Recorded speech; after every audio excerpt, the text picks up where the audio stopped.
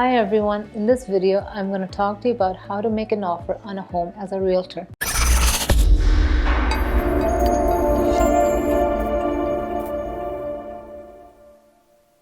My name is Rupa and I'm your community realtor. I serve the amazing people of Toronto, especially Mississauga. Make sure you like, share and hit the subscribe bell icon so you don't miss any future videos.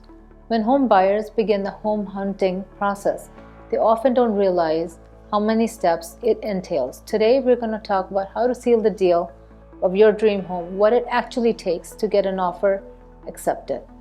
I had buyer clients who were so eager and excited to get started with the home search that they wanted to explore right away, despite being cautioned that a necessity step that is needed before beginning. I understood their excitement, so I took them.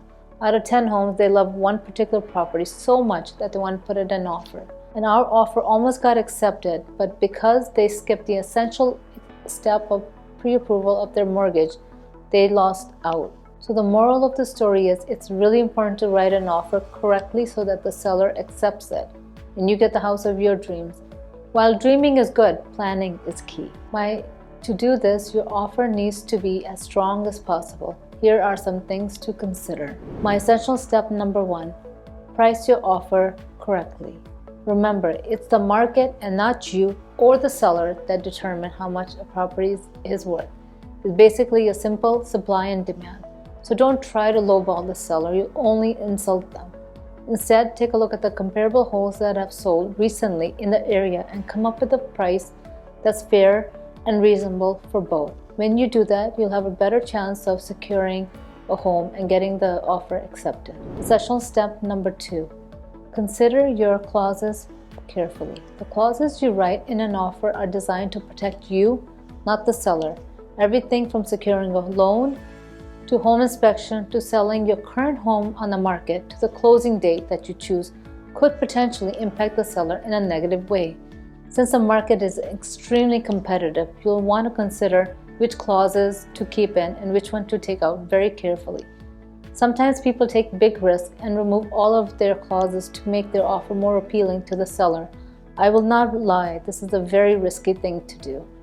Rather than to be unprepared, have your pre-approval done prior to even setting foot in the market. This essentially gives you confidence of what you need to actually put in an offer. You have an actual budget. This is where my client took a risk and could not afford the home that they loved because it was over their budget, leading to disappointment. Another big factor is regarding home inspection. In multiple offer situations, this is one clause that most sellers do not want to put in an offer. To protect yourself as a buyer, inquire about the property before even taking any decision, including the inspection. Also, it's always advisable to sell your home prior to buying because an offer can be rejected if selling is part of the offer. I know as a buyer, there are always closing dates that are ideal. In order to keep the seller happy, negotiate a deal that is best for both. Overall, aim to strike a balance between protecting your interests while also keeping your offer attractive enough so that seller will accept your offer. Essential step number 3, create a clean contract. I've seen so many offers get declined by sellers simply because a real estate agent wrote a sloppy contract. Ultimately, the contract is the first impression you make to the seller. It's a signal of how you want the rest of the transaction to go.